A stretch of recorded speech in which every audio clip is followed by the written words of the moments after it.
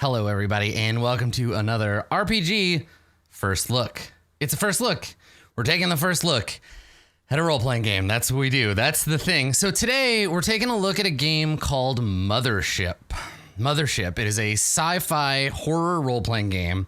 And actually, we're going to be looking at 4 different books. Each one, and let me show you. I've got them in physical form. And we're going to be looking at the PDFs, but I want to show you these. They're 4 little zines. Each one detailing a different aspect of the Mothership role-playing game. So we're going to be taking a look at this guy.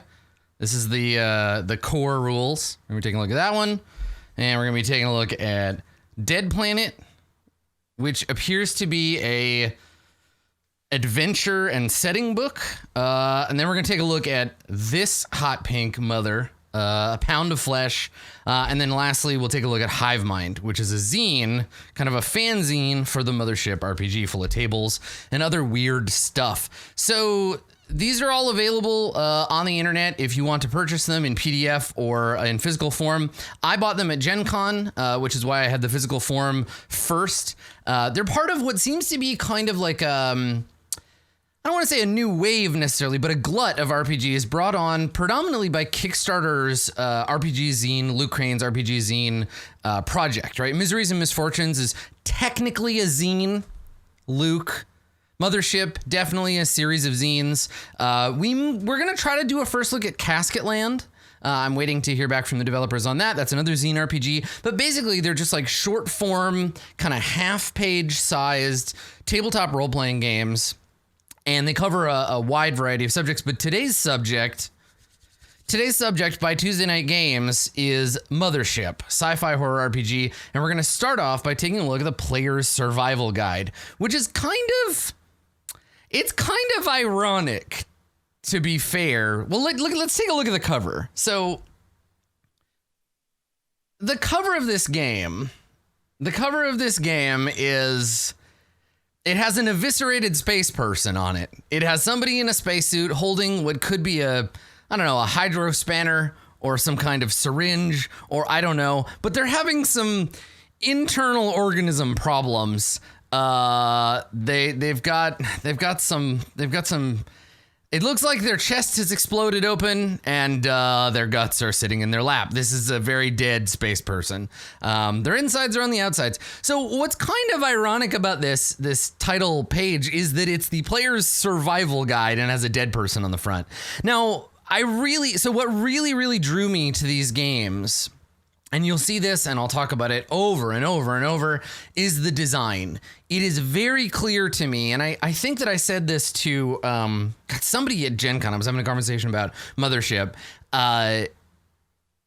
It is so cool seeing games that are clearly designed by people who have sensibilities outside of simply tabletop RPGs. Like, you can really tell a game that has been designed by someone whose only media, the only books they read, the only magazines they look at, whatever, are all just tabletop RPGs. You can really tell when you look at a game versus when you look at a game that's clearly the people who designed it have some sense of graphic design or what have you. There's a clear and obvious artistry to these sorts of games. And this is why I encourage people, if you're sitting there thinking like, oh no, all I consume is genre fiction, it's okay, but this is why I suggest to people, like, go out and like take a drawing class, go out and go to the museum, look at some art, watch things that are not just sci-fi and fantasy, right? Get into something else, become a fan of something outside of the thing, and it doesn't matter if it's like highbrow psychology books or if it's like wrestling. It's all good, right? Just have interests in other places and they will make you better at what you are already interested in, right? Get excited about things. And it's clear to me that the people who made Mothership are excited about graphic design. So let's talk a little bit more about this cover page. So look at the title font. Look at that. It's beautiful. It has this kind of like Inception-y, like it looks like a maze, but also it kind of vibes like mid 70s, like corporate design. There's something like labyrinthine about it that I really, really love. It's beautiful. It's a little bit like illusory. Like if you look at it too hard and try to follow the lines, you'll see that the letters kind of blur together. It's very cool, and I think it's a great decision. Yeah, it looks like the kind of font you would see written in sepia or in like crimson on a brown arcade game cabinet. That's a great point. It's a fantastic looking logo. We talked a little bit about the art. I love that it's sketchy. I love that, and if you look closely, I'm gonna highlight here. If you look closely in the center of the art, you can see grid paper lines, right? Like this is clearly an ink drawing, maybe pencil and then inked over, but like a pencil sketch, then an ink drawing erased on graph paper. And I think it's so cool. Like it looks very like sketchy and very kind of like a zine, right? It looks like zine art. And I think that's very cool.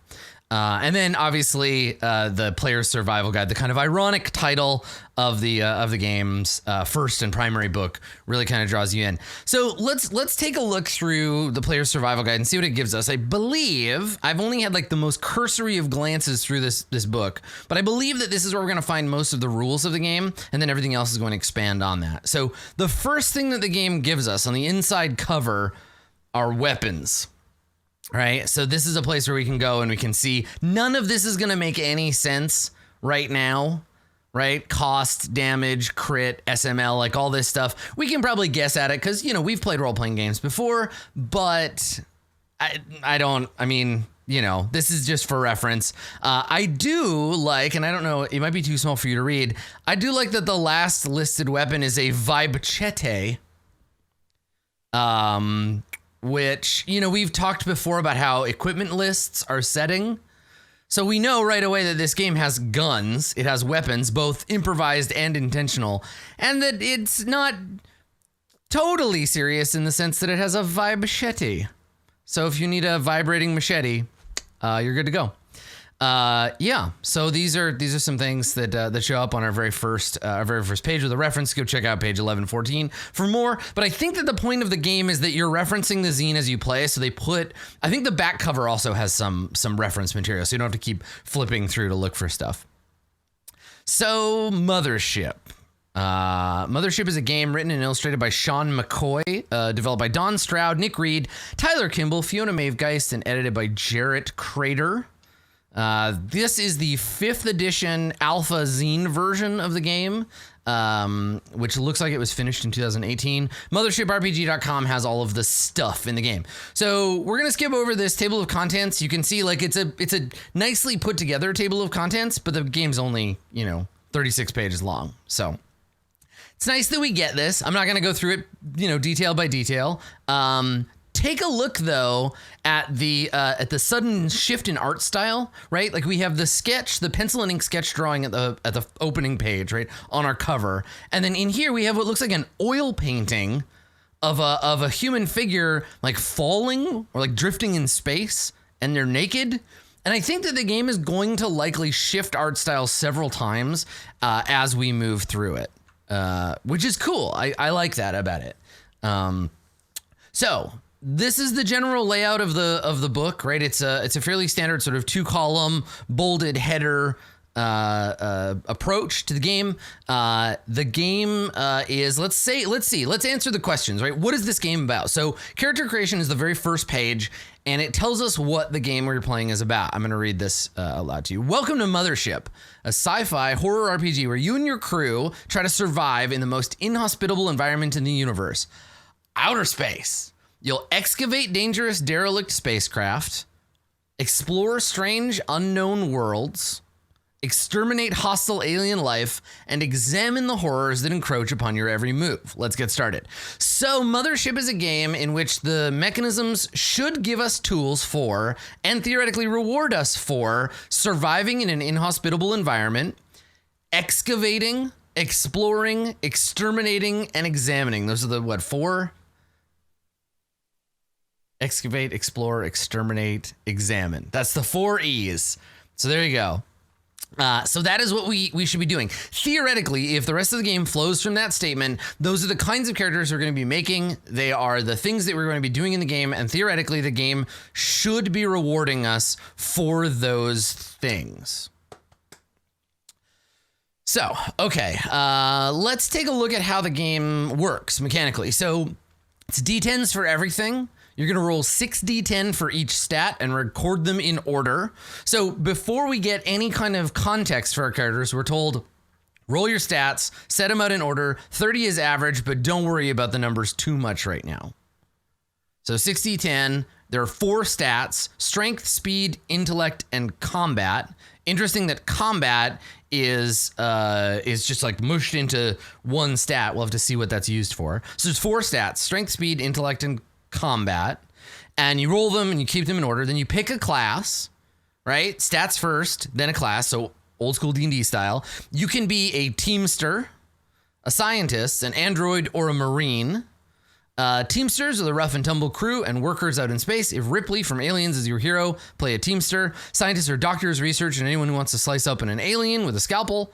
Androids are a terrifying and exciting addition to any crew that unnerves others with their cold inhumanity. And Marines are here to shoot bugs and chew bubblegum. They're handy in a fight and good when grouped together, but whenever a Marine panics, it may cause problems for the rest of the crew. So we have stats, we have class, right? 4 stats, 4 classes. We have 4 saving throws. The saving throws are sanity, fear, body, and armor. Okay. So they give you bonuses according to your stats, or bonuses according to your saving throws. And then your class alters your stats. So if you're a teamster, you get a +5 to your strength and speed.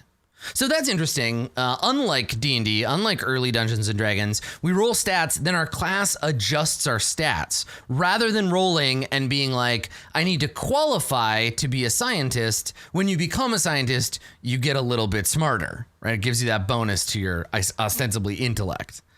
And then we have skills. So the characters are made up of stats, classes, saving throws, skills. So skills are... I guess they're bonuses probably to our percentile system rolls, right? Trained skills cost 1 point, expert costs 2, master costs 3. To take an expert or master skill, you have to take the prerequisites. I'm really interested in looking at there's like a flow chart of skills, because you got to train in a certain skill before you can get an expert skill. So each class gets a number of points. I'm going to guess the teamster gets fewer points than the scientist. And then we have stress and panic. You have special rules according to your class. Pick a starting loadout and a random trinket and patch for your uniform, and then fill out your stress, resolve, health, credits, give yourself a name, and there you go. So this is character creation. It's 6 steps, some random, some by choice, some spend, some roll, little mix and match of both.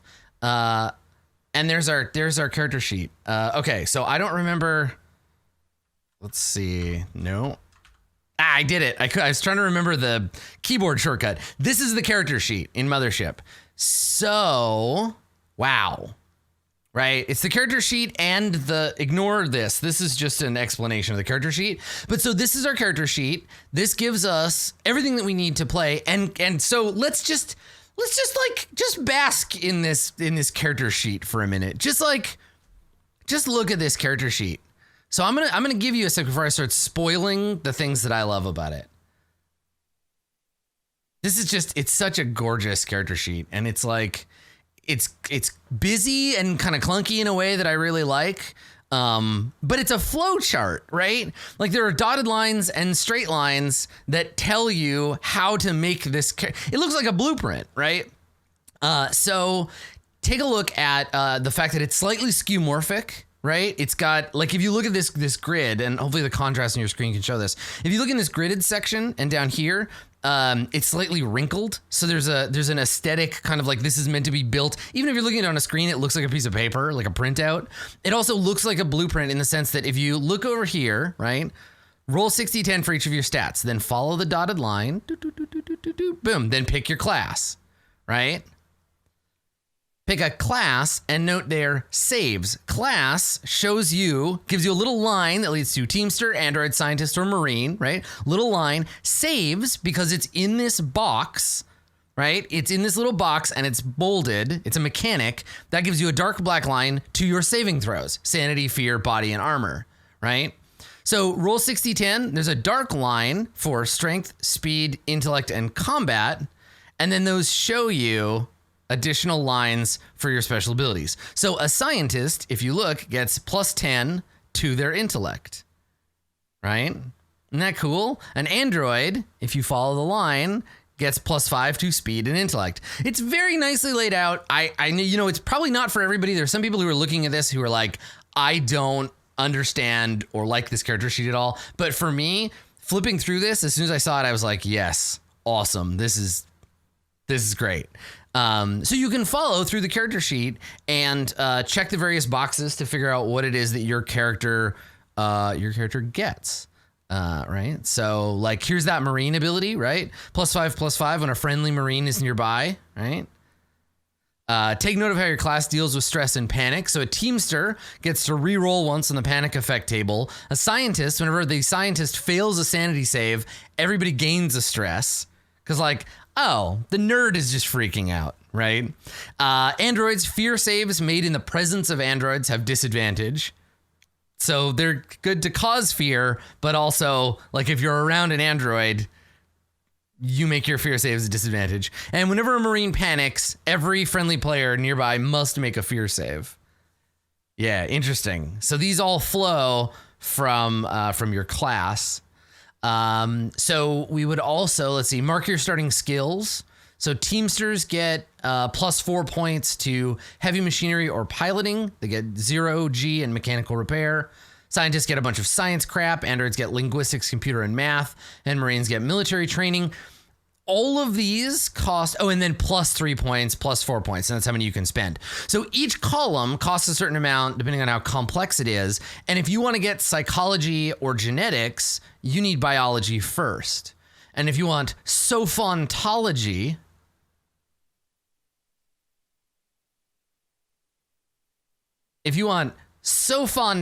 now I got to look up what the fuck that is. Sophontology. Let's see. Oh, it's from Traveler. That's so funny. Let's see. The study of intelligent life forms. Sophontology, the first thing. Yeah, derived from the Terran Greek word Sophia, meaning wisdom. Cute. That's awesome. So if you want that, you need linguistics first. So this costs you, this column costs 1, this column costs 2, and this column costs you 3. And you can see how they all flow together. If you want mysticism, you need art, archaeology, and theology. If you have military training, it opens tactics, gunnery, firearms, etc., etc. So that's pretty neat. I like that you pick things and then they all adjust to one another. I kind of like this stuff. I really like that it's a combination of stuff that I can clearly understand what I'm going to be using it for. And then the fucking burning wheel Atiliator situation, like xenoesotericism, I would take that just to take it. And again, just like we said at the beginning, remember, a skill list is setting. This is all setting, right? AI, cybernetics, hyperspace, mysticism, xenoesotericism. All of those things are relevant and part of the game setting because they are options for the characters to pick. So that's pretty cool. Yeah. And to your point, right? Chat pointed this out. It's a way for the players to show you what they're interested in the game. I like that it's just, you just check it and it gives you a bonus to those things. Very cool. Okay. All right. Well, so let's rotate this thing back to normal and we'll take a look at how the game works. So the stats in the game, I think you could probably have figured this out by now, but let's talk about how the game's actual structures work, right? Mothership plays like other RPGs. You and your friends get together and one of you, the warden, creates or is prepared. I love games that rename the dungeon master. I love games that pick something that isn't just game master or dungeon master. I think it's really cool. Sometimes, I mean, it tells you a lot about what the game. It tells you a lot about what the game thinks of that person's roles, right? So, for example, in World of Darkness, the GM is called the storyteller, which is, I kind of feel like we're all telling a story, but okay, World of Darkness. In Dungeons and Dragons, the GM is the dungeon master. Makes sense. They are the master of the dungeon, right? In Nobilis, the dungeon master role goes to the Hollyhock god. Which, okay. So in this game, we have a warden, which implies the game is a prison. And I'm pretty okay with that.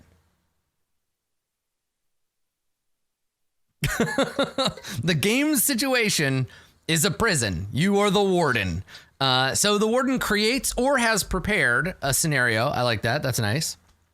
Yeah, that's a good point too. It could be. I don't necessarily think that they were leaning towards game warden, but yes, it absolutely could be, right? Warden of like a zoo. But basically, you're in charge of a bunch of people who are stuck in a dangerous place.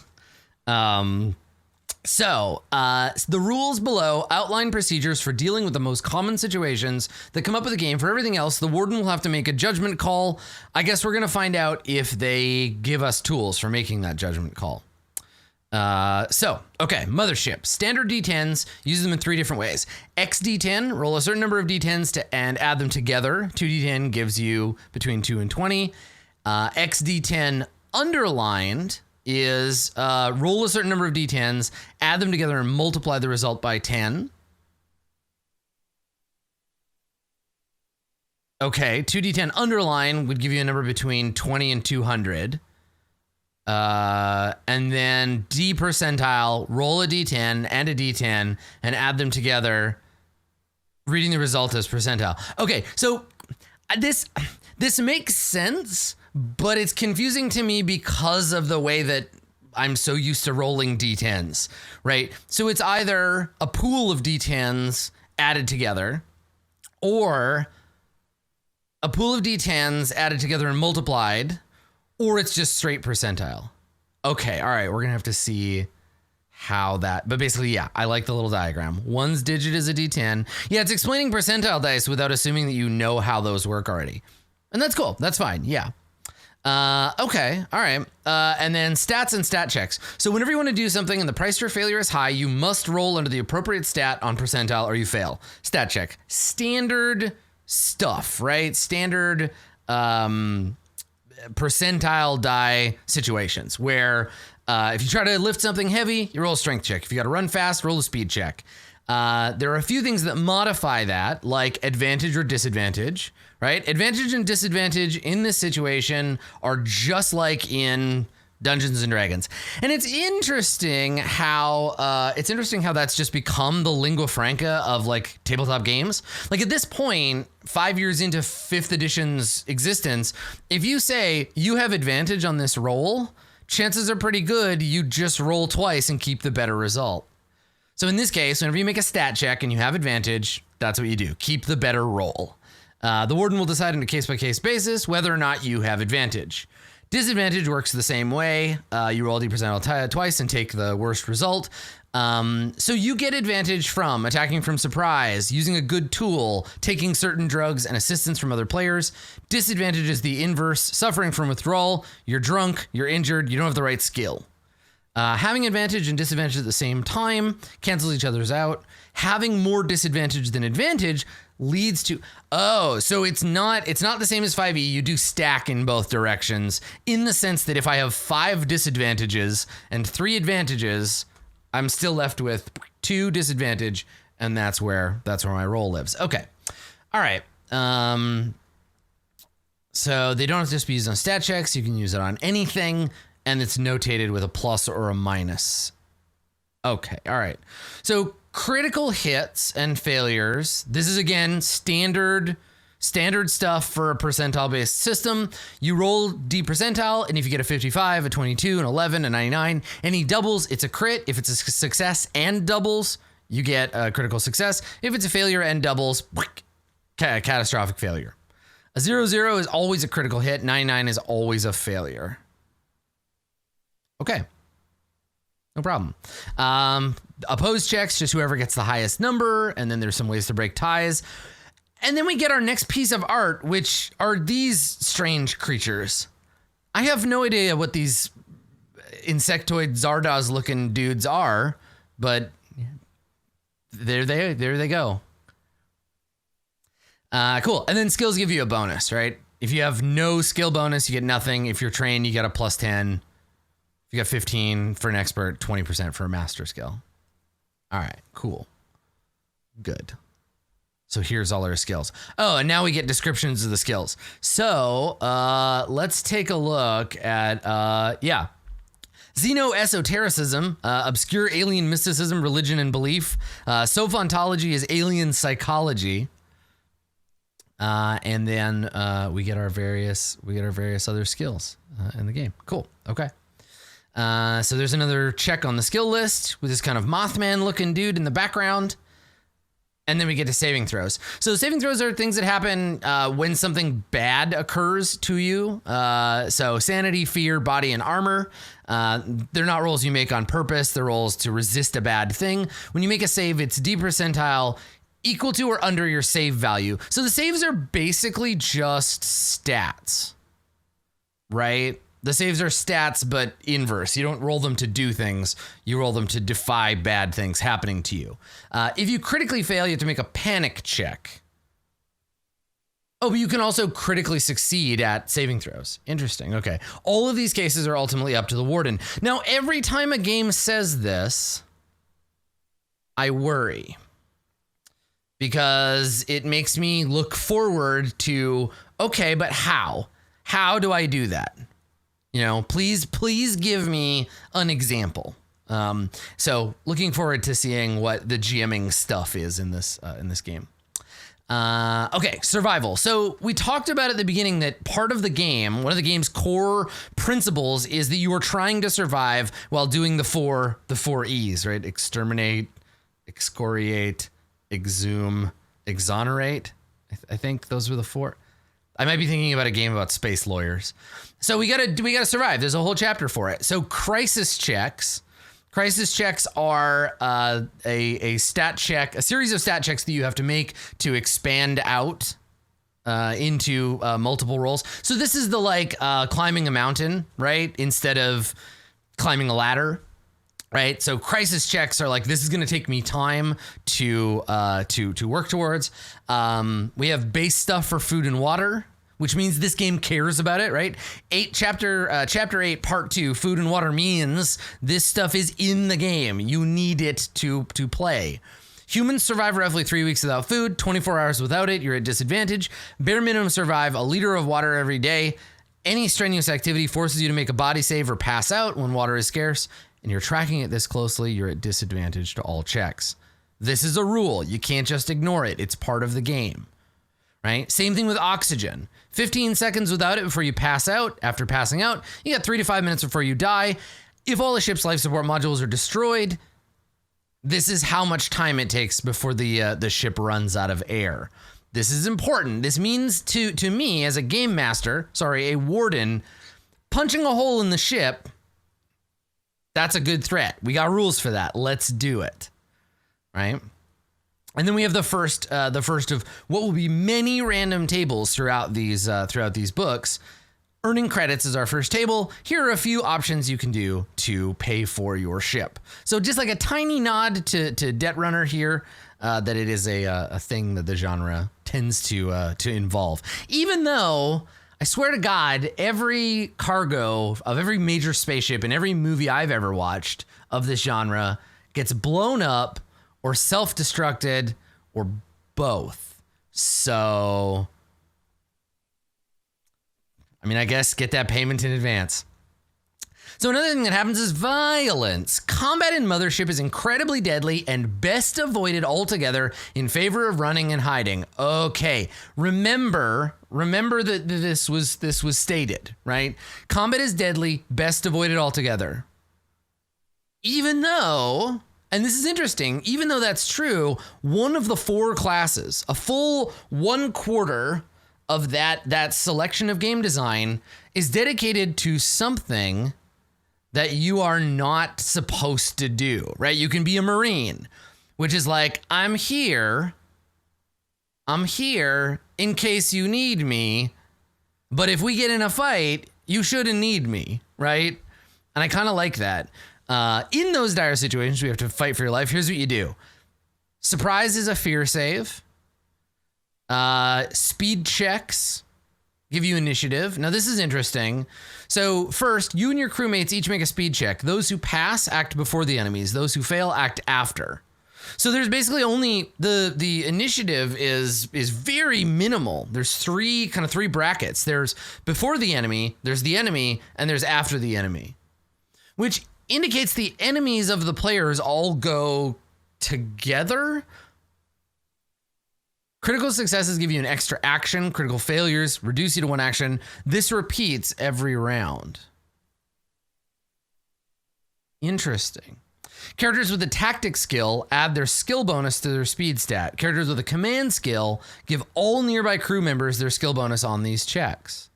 And then you reroll at the beginning. How long is a turn? Round's a turn. A round is 10 seconds. Everything is happening roughly within that 10 seconds, but in turn order. And a round is the time it takes for everyone to take a turn. Rounds are built into turn. Okay. On your turn, tell the warden what you'd like to do. The warden will tell you can get all of that done in one turn if you take multiple turns to accomplish it. Generally, you get 2 significant actions or a bonus one if you crit on your initiative. I kind of like that. I like the critical initiative gives you an extra action on your turn. I think that's quite neat. That's why you roll every turn, or at least part of why you roll every turn. It also adds a little bit of chaos, because sometimes it'll be like, you get to go, then the enemy goes, and then you fail, and the enemy goes again before you get to go, so it kind of like mixes it up. So a significant action would be like an attack, using a computer terminal, maneuvering a vehicle, operating a machine, reloading a weapon, doing pretty much anything other than like talking, dropping, like basically stuff you're doing while you're moving around. And it does bring up that kind of like, what do you do? Like, you know, how much action does it take? Again, the warden will tell you if you can get it done in one turn, right? A lot of stuff in this game leaning into warden, tell the players if they can or can't do this, then have them roll. Which is pretty standard for smaller games like this, right? I mean, if you think about it, basic Dungeons and Dragons is a zine, right? It's like 90 something pages long, if that. So attack. In this game, when you attack somebody, you roll an opposed check. You make a combat check against their armor save. If the attacker succeeds, they roll their weapon's damage dice. In close quarter combat, the attacker makes a combat check. The defender can decide to either oppose with the armor save or another combat check or a body save to try to get away. If they're wrestling or grappling, it's an opposed strength check. If you hide behind cover, then you get a bonus. You get advantage against ranged attacks. Okay, cool. So you can move half your speed in meters in one movement action or your full speed in meters for both actions. So is moving an action? Okay, so it says one movement action, but it's like one action. So you could like move and shoot, or you can move shoot twice and not move. Or if you roll a crit, you could move, shoot. Yeah, it's right here, the running, walking. Yeah, you could move, shoot, move. Interesting. Okay. If you're wearing heavy armor, you'll need to make a strength check to move your full allotment. Failure means you move half. Interesting. It's not usually necessary, but if you need to know where someone gets hit, there it is. There's a hit table. Okay, cool. And then whenever you lose an opposed combat check, you take damage subtracted from your health. If the hit was a critical success and you take more damage than your max health, you make a panic check. So let's take a look at the difference between weapon damage and hit points. So health in this game, let's look at this starting character, this level 0 navigator. Let's see. 78 health. So your strength twice is your health. Combat doesn't seem that deadly. And then weapons. combat shotgun. Oh, I see. So it's 2d10. This is where the underline comes in. It's 2d10 added together and multiplied by 10. Okay. So what it does, it gives you a fair amount of health, but Jesus, getting hit with, let's see. So that, I guess that makes flamethrowers and combat shotguns pretty damn deadly, between 20 and 200 damage on a hit versus SMG, which is between 4 and 40 on a hit. Yeah, the shotgun does like 100 damage. Right. That sucks. I mean, it doesn't, like, it sucks to get hit with one. Okay, all right. Pulse rifle, 5d10. Man, that is, damage is very, very swingy, right? 5d10 sounds like a lot, but 5, right? But also maybe 50, but also 5. Yeah, that's interesting. Okay. Good to know. Yeah, bit of a bell curve, but still pretty swingy. And yeah, there's probably some auto fire. We'll get into how weapons work in just a second here. So if you take all your damage, if you take more damage than half your max health in one hit, you make a panic check. Or if a hit was a crit, then you do that no matter what. Whenever you have a chance to rest for 6 hours, you make a body save and you heal health equal to the amount you succeeded by. On a failure, you can't heal. On a critical failure, you get worse. A critical success doubles your healing. You can only heal from rest once a day. Again, very swingy, right? Very swingy on the health, which is cool. It's part of the game. And then obviously the higher your body save, the more likely you are to heal more things. Okay, all right. And then when you reach 0 health, you make a body save. If you fail, you're dead. Success, you're unconscious. You basically get one death save in this game. One death save in the game, and then the GM rolls in secret. When you regain consciousness, it's how long it takes, what health you have, and what kind of bad stuff happens to you permanently or semi-permanently. So if the characters almost die and are brought back, there is a table to roll on for injuries. All right, so weapons in this game, we took a little look at them earlier. Some of them have ammunition. This game is one of those ones where we mark specific shots. There is an option for if you want to, you can use tokens, or you can track ammo some other way. They make a note here editorially that they use ammo because it feels more like intense to watch the thing tick down. It's part of the like survival horror of the gaming. Like, oh God, I only have 2 more shots, right? And then, yeah, I think what's really great about this page is look at this art. Like, this is not the kind of art you expect to find in most tabletop role-playing games. I love it. This like single line ink splatter. It's clearly some kind of Space Marine, but it's a great way of presenting it instead of this kind of like the usual stuff we got. Compare and contrast the art from this first look to the art from the Shadowrun 6th edition, right? Certainly there's a choice in aesthetics, but I think it's really interesting seeing art that you wouldn't normally expect in an RPG. It's quite cool. So range, this is where we saw that SML. The further away it gets, the least, the less your skill is likely to succeed. You get a -10 penalty at medium range, and at long range, it's the maximum effective range. You have disadvantage on that roll.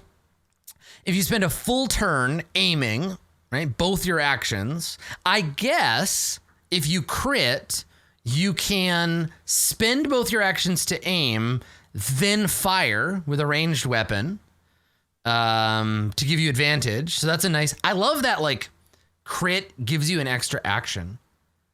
I feel like you could start doing that.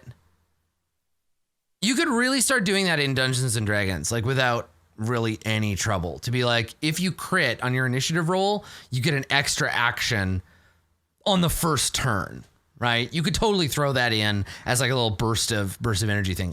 That's such a fun little mechanic. I like it. So yeah, you can aim. Reloading takes an action unless you have military training, in which case, or the firearm skill. Reloading is a free action, assuming your magazines and stuff are available.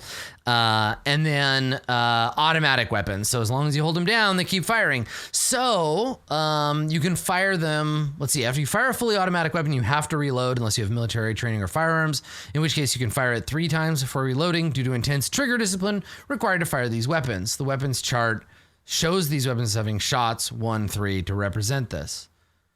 So what is that? Oh, just meaning like every time you fire a fully automatic weapon, you have to reload.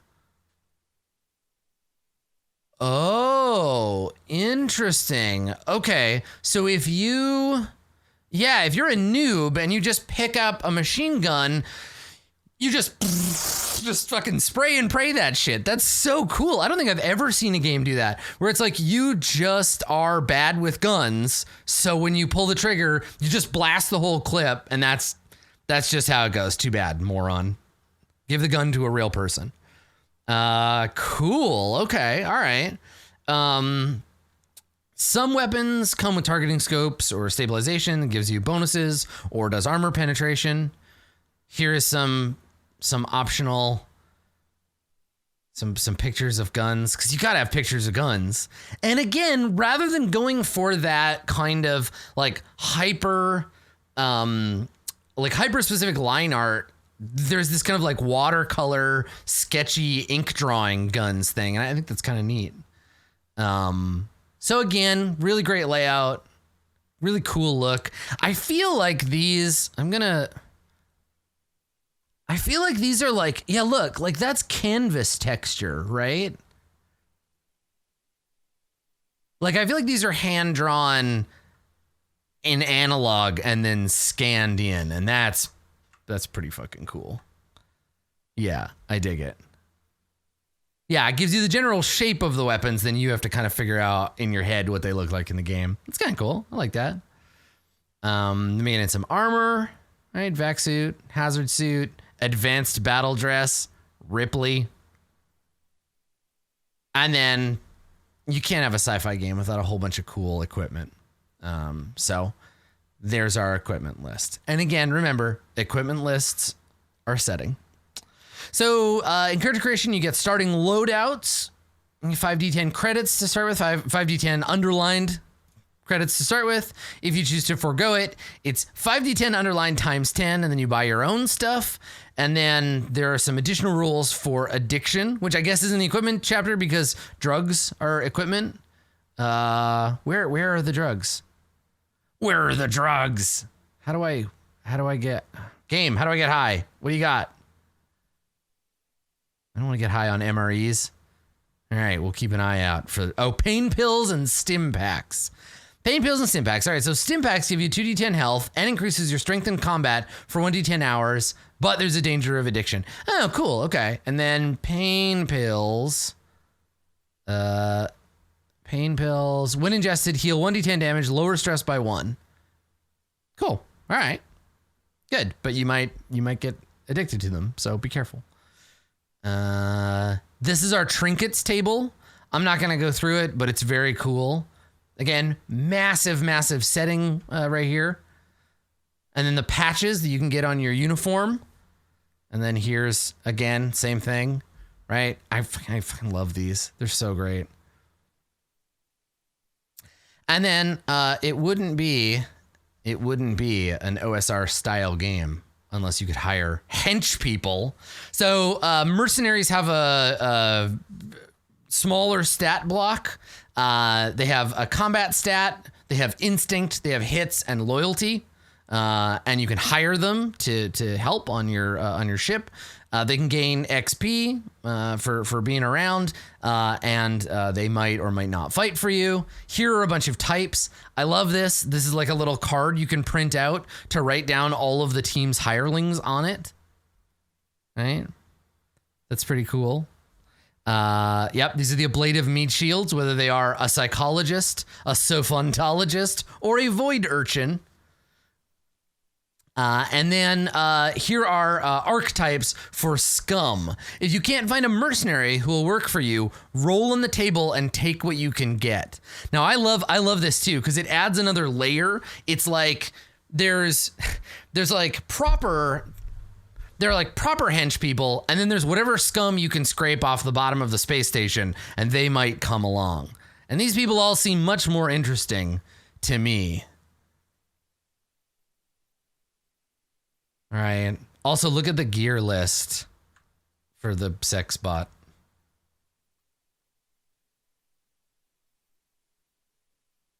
Many sex manuals. It's important. The dude is literally the dude. Yeah.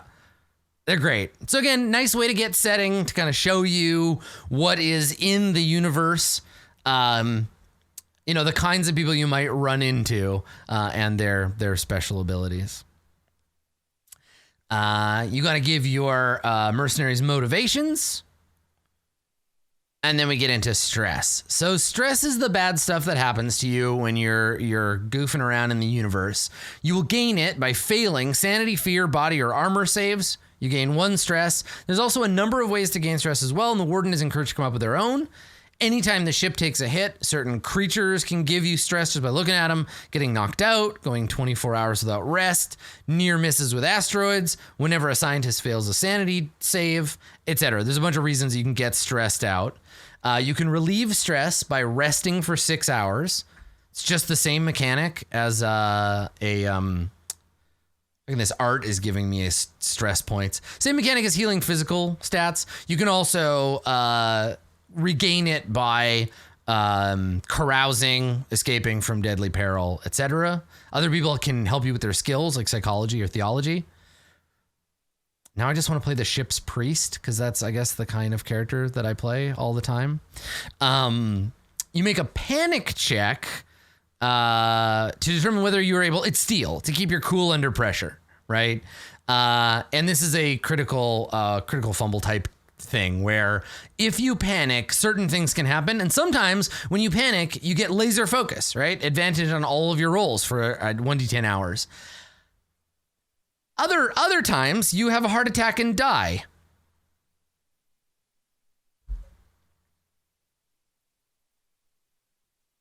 So, you know, whatever. That's fine. The effects on this roll are 2d10 plus your current stress. Again, the warden has a lot of sway in determining when is a good time to call for panic rolls. So, I don't know. Help me understand when, game. And then your resolve is the ability to ignore or cope with your accumulated stress. For every point of resolve, you have -1 to all rolls on the panic effect table. You start with 0 and you gain more by leveling up. Oh, nice. Okay, so resolve like holds you, helps reduce your panic roll. So you can basically, it's temporary hit points to ignore your current stress. So, space travel. How long does it take? Jump drive, thrusters, hyperspace. How does FTL work in this game? This is how long it takes to get places. If you take a jump drive, it's rated 1 to 9, showing how much they can jump based on how big their engine is. Generally, most ships can be piloted by one person and a working computer. You need to have vehicle specialization in the kind of ships you want to captain, as well as the command skill. There are a few basic ship classes, and we're going to look at another supplement that shows us how to kind of quickly and in a really neat way put together your own spaceships. So yeah, we'll take a closer look at ships when we get there. So upgrading and repairs, which I think is a super fun part of having a spaceship, right? Customizing it, adding on new stuff, etc. Here is our ship reference page. Again, very nicely laid out. You can write in all the different crap that is on here. This is our walkthrough. Obviously, this game cares a great deal about spaceships and spaceship modules, because look at the sudden, like, look at the difference between like this page, right?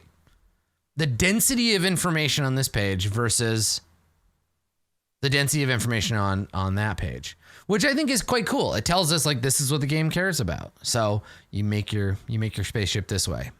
So this just details all of the ship design type of stuff, selecting primary and secondary modules, creating ship's weapons, figuring out your hull, filling out your stats, doing a cool drawing of your ship, which I could never do because I can't draw for the life of me, but like get someone cool in your group to make a ship so you can FTL that business. And then obviously this is what we do with the ships. They fight, or they can.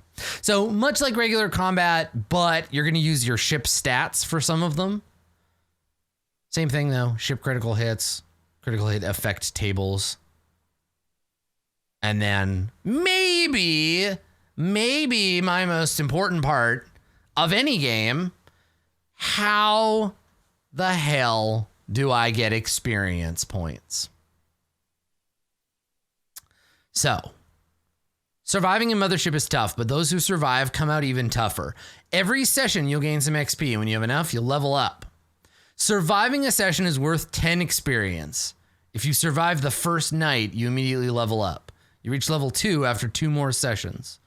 So, this isn't just show up, right? It feels like it. It feels like show up and get XP, but it's don't die. Simply not dying is worth 10 experience points. Don't die. Get 10 XP. That is by design because the game is scary. Now, this is interesting. Additional XP is awarded by the warden for accomplishing goals. The triggers may vary considerably. However, they should be public knowledge. Save another crew member's life. Investigate a distress signal. Retrieve an ancient alien artifact. Learn how to use an alien artifact. Kill a creature with 70 plus instinct. Map an unknown sector of space. Basically, what the game is saying is that do not die, right? Don't die. Then do whatever the warden has set out for this scenario, right? And I guess you could say in our game of Mothership, the warden has said, these are the 5 things we get experience for. Then, for this part of the mission, here are the 3 mission goals that we accomplish. I mean, I like this. I like goal XP. We'll take a little look at the editor's note here. But XP based on class is optional, and I quite like it. I always like this. This is something that, you know, used to be in Dungeons and Dragons, but isn't anymore. So Marines get an XP whenever they kill an enemy. Scientists gain an XP whenever they bring a piece of alien technology or living organism aboard the ship to study. Androids get an XP to interface with the alien tech or higher intelligence. And Teamsters get an XP when they set foot on an undiscovered planet. Now, these are all just suggestions. The idea isn't to award XP for acting in character, but to award XP for things that will put you and your crew in harm's way. And that is a great point, and I'm really glad that it's in here, right? We give out XP for things that put you and your crew in harm's way. That's not just this, that's this, right? That's creating goals, right? If you are creating goals like retrieving an alien artifact, essentially the game is positing two fundamental opposites for experience. You get 10 XP for surviving. So up to 10 XP, you can kind of be like, if I go out into the vacuum to try to save another crew member's life whose suit is leaking and that he has space psychosis, he might try to stab me. And then I could, you know what? I'm going to get 10 XP if I survive. Sorry, crew member, I shut the airlock, right? That's only worth 3. Then you get a distress signal and you're like, should we go and check it out? I'm a Teamster. I'll get another experience if we go to this undiscovered planet and I get off the ship. That's 10, but I turned down 3 already. And you're doing that mental math against surviving, right? It's a press your luck thing because if all you do is survive, you get 10 experience, but it's manufacturing situations of tension and drama by offering you up additional experience against that hard bet of 10. To be like, the safety game is 10 experience, but theoretically your class and other XP should be worth risking that 10 to get. Yeah, interesting. Yeah, I like that. And it creates inter-crew decision tension as well, right? Yeah. So you're going to get level, you start at level 0. You become a first level character after the first session. And then it's going to take, with just survival, 2.5, then another 2.5, then another 2.5, then double that. Interesting. Okay, up to level 10, where we cap out at 500. So if you do nothing but survive, it'll only take you 50 sessions to get to level 10.